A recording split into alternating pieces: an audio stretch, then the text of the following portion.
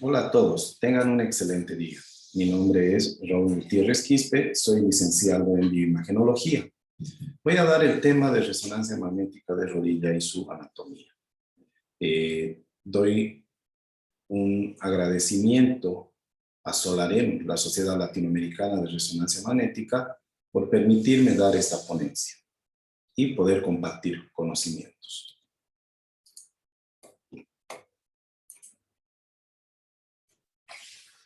Como introducción, podemos hablar sobre los métodos de diagnóstico por imagen en la rodilla que nos van a permitir evaluar lesiones ligamentosas, óseas, meniscales y otras técnicas diagnósticas invasivas, no invasivas, que van a permitir evaluar todas estas lesiones. Estamos hablando de los rayos X convencionales que nos permiten evaluar la parte osteológica de la rodilla. Hablamos también de la parte de ecografía. Conozco gente en varias partes de Latinoamérica que hacen ecografía musculoesquelético y tuve la oportunidad de poder ver una charla en la cual se veía lo que es la parte de ecografía de ligamentos y meniscos con una exactitud única, tenía muy buen detalle. Pero no se olviden que la ecografía es operador dependiente. Vale decir que si es que el operador no tiene la habilidad o la destreza para poder hacer esas evaluaciones, bueno, pues va a ser un estudio fallido, ¿no? También tenemos la técnica de tomografía, que nos va a permitir ver la parte ósea, estudiar algunos ligamentos y muy restringido para ver lesiones meniscales y otras cosas. Tuve la oportunidad y la práctica de poder trabajar con el profesor Dr. Raúl Pazzi, en el cual hacíamos algunos estudios de artrografía para ver meniscos. Entonces es una punción directa en el cual se ponía medio de contraste y se ponía aire. Hacíamos lo que son las radiografías y luego pasamos a tomografía para poder evaluar las lesiones meniscales. Pero tenían ciertas dificultades.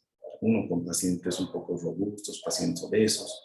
Otro eran los pacientes cuando no estaban bien vendado el muslo, ese aire empieza a hacer enfisema o en el peor de los casos sube a los testículos o la parte inguinal, ¿no? Entonces, tienen sus complicaciones, ventajas y desventajas. Pero la resonancia magnética es una técnica que puede evaluar con mucha fiabilidad todas estas estructuras articulares. También es altamente eficaz en el estudio de otras patologías, como son las patologías congénitas, las neoplásicas, enfermedades inflamatorias de las articulaciones y los tejidos blandos que vayan a ver, como los músculos o cuando hay un trauma, etc. Podemos indicar que la rodilla es una articulación que va a soportar el peso cuando estamos en bipedestación. Se compone de fémur, rótula, tibia, peroné y los discos fibrocartilaginosos que vamos a tener en la parte de la rótula y en la meseta tibial, ¿no? Son dos articulaciones, la femorotibial bicondilia y la femoropatelar, que va a ser una diartrosis troclear. Entonces tenemos en el extremo distal del fémur tres superficies articulares en la cara inferior, en la cara anterior, en la cara posterior. Tenemos los dos cóndilos, un cóndilo interno, un cóndilo externo, que van a estar, y tenemos una fosa intercondilia que va a estar destinada para lo que es los ligamentos cruzados, ¿no? Y tenemos en vista, en 4 vistas, para que vean cómo es el extremo distal del fémur. En el extremo proximal de la tibia vamos a tener dos superficies articulares, ¿no? Que son un poco profundas. Estas, por encima de estas van a estar los meniscos, ¿no? Entonces tenemos un cóndilo medial, tenemos un cóndilo lateral, va a estar la cara articular del peroné, aquí se va a articular el peroné o la fíbula, como se conoce, tenemos la tuberosidad intercondilia y la eminencia intercondilia. Acá tenemos igual en las 4 vistas para que podamos tener un mejor reconocimiento anatómico. La rótula es un hueso sesamoideo, es el más grande de todo el cuerpo, hace de palanca y polea, tiene una base cefálica y un vértice que va a estar en la parte ventral y dorsal, ¿no? Tenemos ventral y dorsal, los vértices. En la cara anterior va a ser totalmente irregular. Arriba se va a insertar lo que es la parte del cuádriceps, en las laterales van a estar los retináculos y en la parte inferior va a estar el rotuliano y las arterias tróficas van a ir perforando, por eso tenemos unos ciertos huequitos, digámoslo así, que van a ser perforados por las arterias tróficas. En la cara posterior es totalmente lisa, debido a que tiene un fibrocartílago que va a permitir hacer la articulación, ¿no? En la cara articular interna, como es lisa, tiene una cresta intercondilia, ¿no? Que va a encajar con el surco del fémur, que viene perfectamente acá, y va a dividir en medial y lateral. En las cámaras articulares tenemos 3 articulaciones parciales. Entre el cóndilo medial, vamos a tener el cóndilo lateral del fémur y la tibia, y la rótula y la tróclea acá. Entonces tenemos las 3 articulaciones acá. Vamos a tener una cápsula sinovial. Entonces la cápsula sinovial, que son el número de 6, va a estar revestiendo la cara interna de la cápsula fibrosa. Aquí tenemos unas cápsulas. Y se extienden sobre los huesos de la articulación hasta los bordes de los cartílagos articulares. Entonces, estas bursas que se llaman, y son bolsas, en la cual cuando hay un impacto fuerte o hay mucho trabajo, esto se convierte en lo que se llama las famosas bursitis. Y aquí tenemos 4 bursas comunicantes con las cápsulas articulares. Está la suprarrotuliana, está la arceína, ¿no? Aquí está la arceína. Después tenemos la poplitea y el gastronemio, bursa del gastronemio.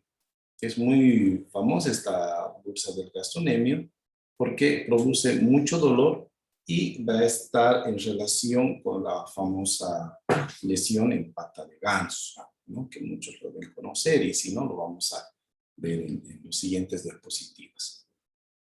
Entonces, la rodilla es una articulación sinovial en bisagra, hace una trocleartrosis, permite movimientos de flexo-extensión, pero también nos va a permitir un deslazamiento en rollback y nos va a permitir la rotación. Aquí tenemos los movimientos que podemos hacer con la rodilla, ¿no? En flexión, extensión, podemos hacer unas rotaciones, etc. La resonancia magnética de rodilla, como tal, justamente por los movimientos que va a realizar, se vuelve un poco compleja, porque como tenemos es una articulación diastrósica, es una articulación que no es muy fija, no es como el cerebro, como la columna cervical, sino que va a tener su extensión, flexión y rotación. Entonces nosotros debemos de tener ciertos cuidados. Entra en el resonador, es una antena, ¿no?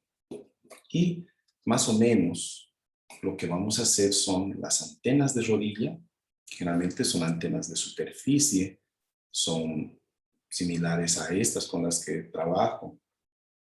El paciente debe estar en supino y hay que darle una rotación de 10 a 20 grados. La antena tiene una particularidad, tiene una riel en la cual nosotros vamos a poder distinguir en una regla de 0 a 140, 120, etcétera, depende de la marca, en la cual vamos a poder mover nuestra antena, ya sea a la derecha o a la izquierda o al centro. Esto para comodidad del paciente, obviamente.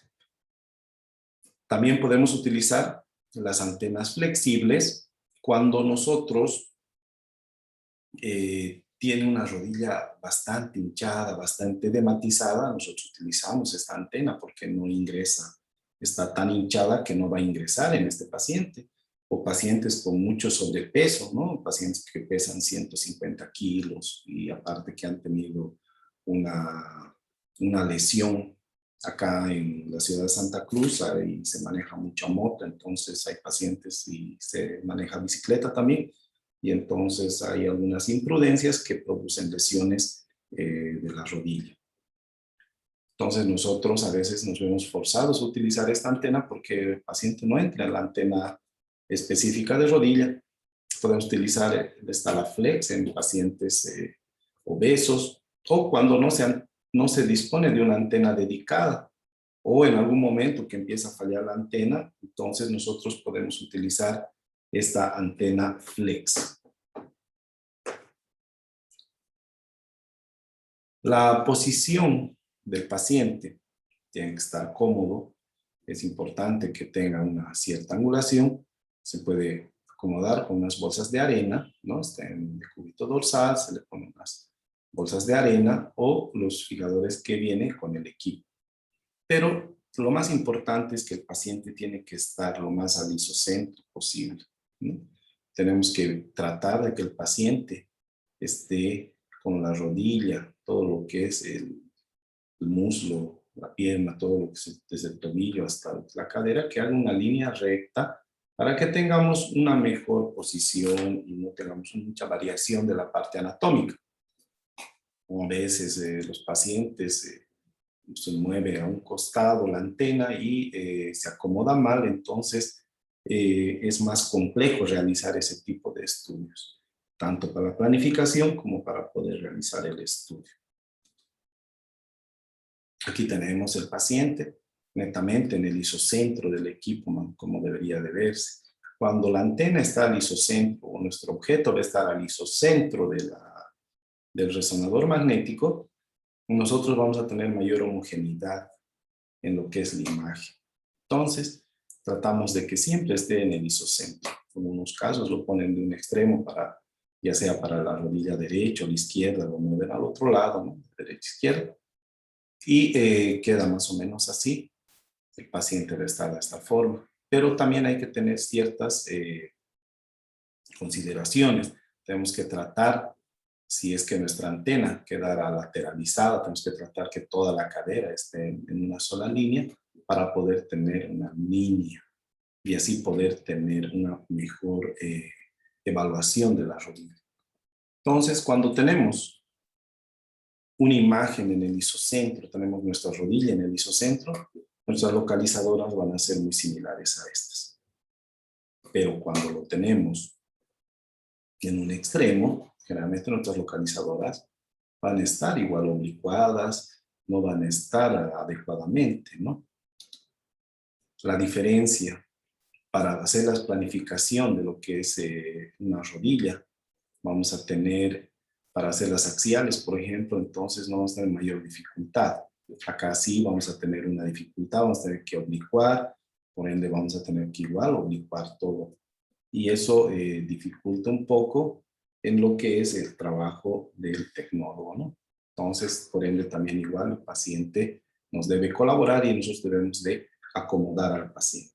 Es importante posicionar bien al paciente para cualquier estudio, sea cráneo, columna, rodilla, tobillo, etcétera, porque de eso va a depender el éxito de nuestro estudio. Por eso es que esté lo más al isocentro posible. El uso de campos de visión para hacer una resonancia magnética de rodilla deben ser pequeños, entre 10 a 14 centímetros. Esto nos va a ayudar en la resolución espacial y nos va a permitir que podamos valorar anatómicamente todas las estructuras de una mejor calidad, ¿no? Vamos a tener una mejor resolución espacial, por ende las estructuras anatómicas se van a ver bastante bien. Recomendamos utilizar cortes pequeños 3 a 4 milímetros de espesor, o volumétricos que van a ser de 1.5 o de 1 milímetro 0.8. Una vez que tenemos nosotros ya nuestra localizadora, generalmente hacemos una localizadora en planos múltiples que son transversal, coronal y sagital. Generalmente tenemos varios protocolos. Hay algunos médicos que les gusta lo que es las técnicas sintéticas, ¿no? Dixon, que están muy de moda, en la cual nos permite hacer una densidad de protones, una supresión de grasa en fase, fuera de fase, supresión de agua y supresión de grasa en los 3 planos. Hacemos un sagital para ligamentos cruzados y un sagital terno. Hay otros médicos que no les gustan mucho las secuencias Dixon, ellos prefieren las secuencias tradicionales, las ponderaciones, ¿no? En T1, sagital, FATSAT, las densidades de protones, y nos solicitan también. Mucho va a depender del médico con el que vamos a trabajar.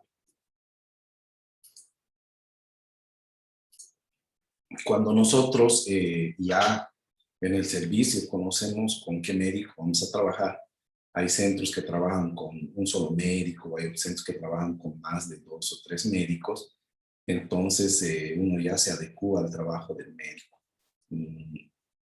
En muchas situaciones hay algunos médicos que, bueno, prefieren como les decía,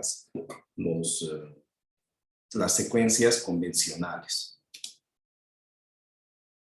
Una vez que nosotros tengamos nuestra localización múltiple, las primeras imágenes van a ser de baja calidad, no van a ser de una calidad óptima, porque solamente es para poder localizar, para que nosotros podamos hacer nuestra planificación. Tenemos primero las imágenes transversales o axiales, que vamos a programar sobre un plano coronal. Nos vamos a guiar en el plano sagital para poder obtener nuestras imágenes axiales. Vamos a hacer sobre el plano coronal y sagital oblicuo, siguiendo el borde inferior de los cóndilos. Entonces vemos el borde inferior de los cóndilos, ¿no? Y lo que vamos a hacer es hacer una línea imaginaria y vamos a hacer de línea a línea de cóndilo o sobre la superficie superior de la meseta tibial, y vamos a ir desde el espacio suprarrotuliano hasta la inserción del tendón rotuliano. De ahí va a ser nuestras imágenes axiales. En la axial nosotros vamos a estudiar principalmente la articulación patelofemoral, va a tener la patela, ¿no? El cartílago como tal y los ligamentos. Entonces vamos a estudiar la inserción patelofemoral, vamos a también ver lo que es el bíceps, el músculo plantar, el gastrocnemio lateral, el gastrocnemio medial. Vamos a ver el vasto lateral, vamos a ver popliteo, tenemos el vasto lateral, y principalmente vamos a poder estudiar lo que es la patela. Ciertas lesiones patelares, como vemos acá, se van a poder estudiar en lo que es la resonancia magnética de rodilla y la parte axial, ¿no? Entonces, la saturación grasa es muy importante para poder ver este tipo de imágenes, lesiones que puede haber en lo que es la articulación. En la imagen coronal vamos a programar sobre un localizador axial, ¿no? Y vamos a seguir el borde posterior de ambos cóndilos. Entonces seguimos, y en el centro de la imagen del plano cráneo caudal, sobre la sagital, vamos a hacer una línea en el cual vamos a angular lo necesario para seguir un plano medio en dirección del fémur y la tibia. Y podemos modificar acá nuestra angulación para poder tener una corona más centrada, ¿no? Nuestras imágenes de coronales, lo que vamos a estudiar, el fémur, la tibia, peroné, fíbula y la tibia y peroné.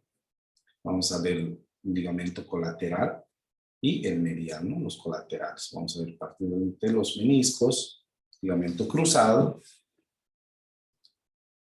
Entonces tenemos igual los músculos, el vasto medial, tibial anterior, tenemos el vasto lateral, tenemos los meniscos, tenemos lo que es el ligamento cruzado, tenemos el recto interno, el gemelo de la cabeza medial, vamos a ver el sóleo que se llama, y el bíceps.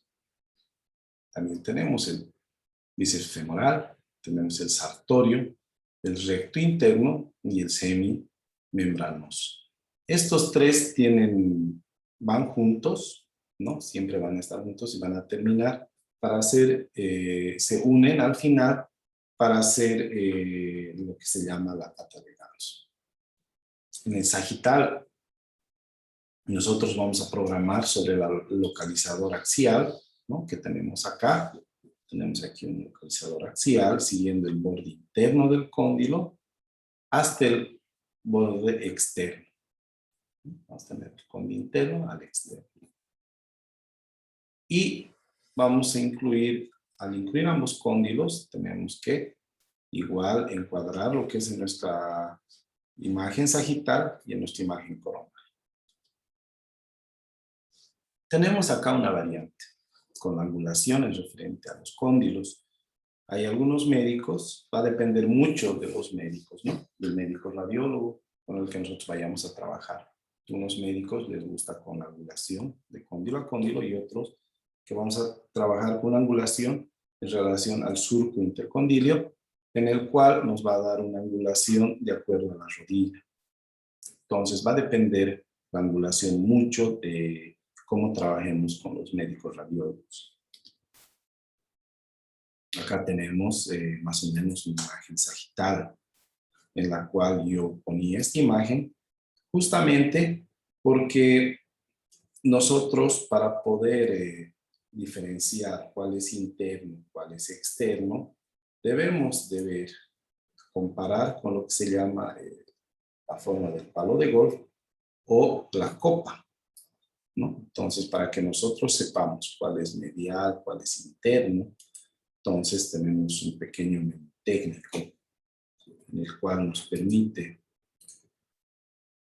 valorar que la imagen lateral va a tener forma de un palo de golf.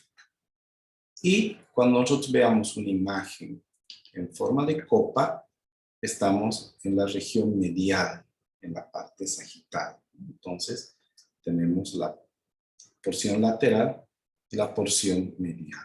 Entonces, acá tenemos en nuestra imagen, corresponderá a una región medial, ¿no? Y aquí tenemos como el palo de golf. Un mnemotécnico que se utiliza mucho para poder ver cuál es interno, externo o medial y lateral. La sagital, nosotros, en la imagen sagital, nosotros vamos a poder ver, estudiar perfectamente lo que son los meniscos, ¿no? Aquí estamos en la imagen medial. Vamos a ver los ligamentos cruzados y el cartílago articular. También vamos a ver lo que es el bíceps femoral, el cartílago femoral. Vamos a tener el cuerno posterior del menisco. Vamos a poder estudiar el cartílago tibial. Vamos a poder estudiar el menisco lateral anterior, el cuerno anterior del menisco lateral. Tenemos la tibia, ¿no? Y tenemos la fíbula peroné y el gastrocnemio, el músculo gastrocnemio. Tenemos también el semitendinoso, el semimembranoso, el gastrocnemio medial. Vamos a ver popliteo, sóleo como tal, el gastrocnemio medial, ligamento cruzado posterior, el tendón rotuliano, el bíceps femoral, el gemelo lateral y la tibia anterior. Tenemos el ligamento arcuato, tenemos el músculo y el tendón popliteo, ¿no? Entonces, generalmente se trabaja con los tres planos para que nosotros podamos trabajar perfectamente la parte anatómica, patológica de lo que es la resonancia magnética de rodilla. Para poder tener una imagen del ligamento cruzado anterior, lo que vamos a hacer es sobre un plano axial pasando por el borde interno del cóndilo, vamos a hacer una imagen. Realmente nosotros lo que hacemos es trabajar de esa forma para obtener una imagen coronal. Tenemos la imagen coronal en base a la sagital. Hacemos una planificación que va a ir en relación al ligamento cruzado anterior para tener nuestra imagen coronal. Y posterior a esto, sacamos con la otra angulación nuestra imagen del ligamento cruzado anterior. Y lo propio vamos a ver para el ligamento cruzado posterior. Los ligamentos cruzados, ¿no? Se van a ver ligamento cruzado anterior y ligamento cruzado posterior. Las secuencias que se van a utilizar generalmente son secuencias turboespineco sagital, axial, T2 turboespineco sagital, densidad de protones con saturación de grasa en los 3 planos, el T2 estrella o gradiente, vamos a utilizar en sagital y coronal. Las secuencias generalmente o la forma de trabajo va a estar dado de acuerdo a cada servicio, cada lugar de trabajo. Ellos generalmente tienen protocolos establecidos o los médicos radiólogos son los que van a determinar si se hace un T2 estrella o un T2 gradiente o se va a hacer solamente pura densidad de protones con saturación. A algunos que les gusta trabajar con la T1 turboespineco sagital, por lo menos tener una o una axial. Va a depender mucho de cada servicio, cada centro. Tenemos que recordar que los tendones, ligamentos y meniscos siempre son de color negro o printe. Las ponderaciones T1, espineco y turboespineco, vamos a poder ver los meniscos, ligamentos, tendones, más no el cartílago articular. Nos dificulta mucho. Tenemos otras secuencias específicas para poder ver eso. Las ponderaciones en T2 turboespineco, vamos a poder ver lo que son los líquidos, derrame, irregularidad del contorno cuando hay una fractura, en el parte de menisco, cuando tenemos una lesión meniscal, cuando hay quistes, gangliones, ¿no? Nos permite bastante ver la ponderación T2.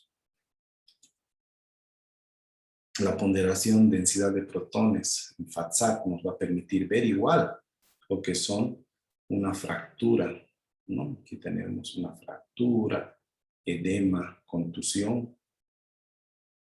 Vamos a ver una fractura de lo que se llama una lesión meniscal, como lo vemos acá. Podemos ver el edema óseo y podemos estudiar el cartílago articular, ¿no? Tenemos esas ventajas de la ponderación FATSAC. Los meniscos. Cuando estudiamos los meniscos, como todos saben, son unas almohadillas, se podría decir, de forma triangular, ¿no? Son unas láminas semilunares de fibrocartílago, ensanchan la superficie, ¿no? Son unas laminillas. Esto es una de las funciones, va a ser que van a absorber la energía, o sea, van a absorber cuando el paciente salta o la persona va a saltar, caminar, entonces los meniscos son los que van a evitar que haya un impacto entre hueso y hueso o el cartílago y cartílago. El menisco va a soportar todo eso. El menisco medial tiene forma de C y el menisco lateral tiene una forma de O. Y estos van a proteger lo que es el cartílago articular como tal. También en la zona periférica del cartílago van a encontrarse vascularizados, ¿no? Hay bastante vascularización solo en la parte periférica. Aquí tenemos unas zorras rojas, son de 2 milímetros. Va a estar con eso. Luego ya viene parte del fibrocartílago y la forma blanca ya que va a ser netamente cartílago, ¿no? La movilidad de los meniscos. Realmente el menisco externo va a avanzar en extensión y retrocede en flexión, ¿no? Entonces, cuando hay una extensión o flexión, va a avanzar y va a retroceder. Y el menisco intermedio va a ser menos móvil, ¿no? Entonces, no avanza mucho. Aquí vemos cómo va a avanzar, ¿no?, el menisco. Y el otro es menos móvil. Por ende, por eso es que siempre este menisco va a tener mayor lesión que el otro. La mayoría de las patologías se encuentran en el cóndilo, ¿no?, en el menisco. Aquí tenemos igual parte del menisco. Aquí vemos el menisco, ¿no?, el cuerno anterior. Aquí tenemos parte del menisco interno y el cuerno posterior. Lo mismo acá, el cuerno posterior, el menisco externo y el cuerno anterior. Tenemos menisco, más o menos como se ve en dibujo, y en pieza anatómica, como se lo puede observar al menisco. Entonces, la resonancia magnética, podemos indicar que los meniscos se observan en cortes en los sagitales. Van a presentar características de hipointensidad, ¿no?, y en varios artículos, como en este caso, en la cual indican que la mejor forma de estudiar son los sagitales y los coronales. Hay grados de lesiones meniscales, vamos a tener un grado 0, grado 1, grado 2, grado 3, grado 5, etcétera, que los médicos radiólogos perfectamente lo conocen. Nosotros debemos de conocer realmente el tipo de grado para poder estudiar mejor y poder hacer una mejor valoración de un estudio de resonancia magnética y hacer cortes mucho más finos cuando nosotros veamos alguna lesión sospechosa. Entonces, los meniscos son hipointensos en todas las secuencias, tienen una forma como un monito, fíjense, como un mono, ¿no?, y es triangular cuando estamos en imagen sagital. Aquí tenemos un menisco. En este paciente vemos en la imagen sagital una lesión que se ve acá. Tenemos la otra lesión y en el plano axial podemos ver que la lesión se encuentra justamente en esa región. La correlación con la artroscopía es prácticamente podemos decir casi un 99% muy similar, nos da muy buena correlación con la artroscopía. Vemos aquí la lesión en la artroscopía y en la resonancia magnética podemos ver de esa forma. Entonces, por eso es uno de los medios más fiables, ¿no?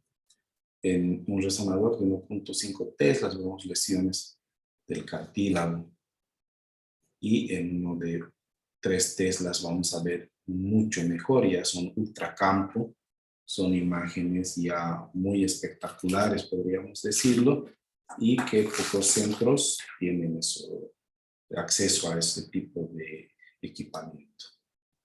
El ligamento cruzado medial tiene 2 capas, interna, profunda, que va a estar adherida al menisco medial. El ligamento cruzado lateral, lo propio, aquí tenemos una imagen, y tendón rotuliano. Algunas veces cuando hay alguna lesión, realmente tendón rotuliano, cuando hay lesión, cuando hay un traumatismo en moto o hay algún accidente, generalmente esos lugares son donde más se lesionan, aparte de los meniscos y los ligamentos.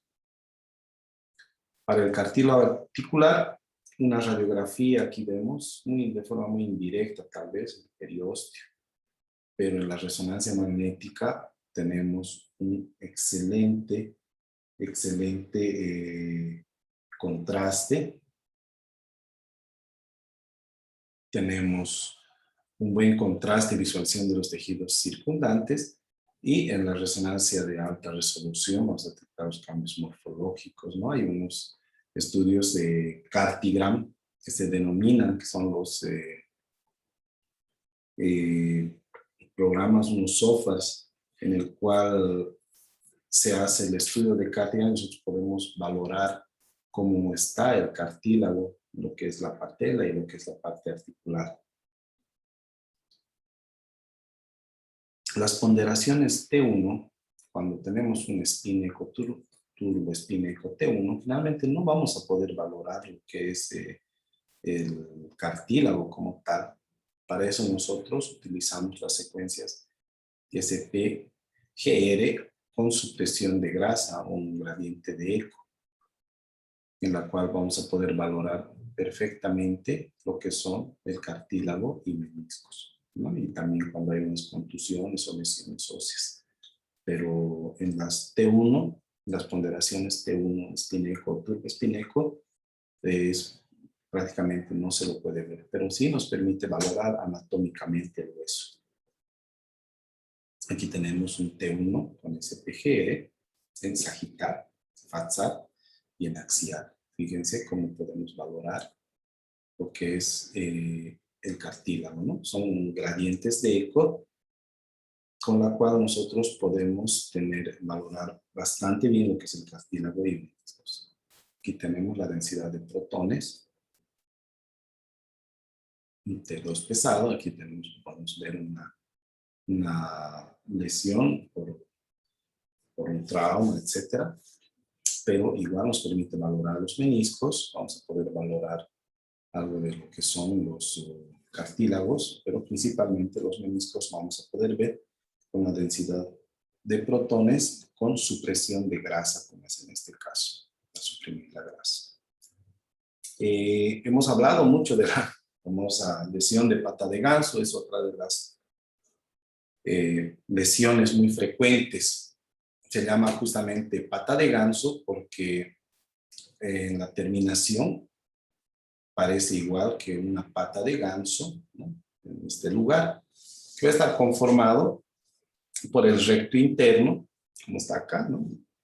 El recto interno, el semitendinoso, y vamos a tener el sartorio, que todos estos músculos vienen prácticamente desde la pelvis, desde todo lo que es el fémur.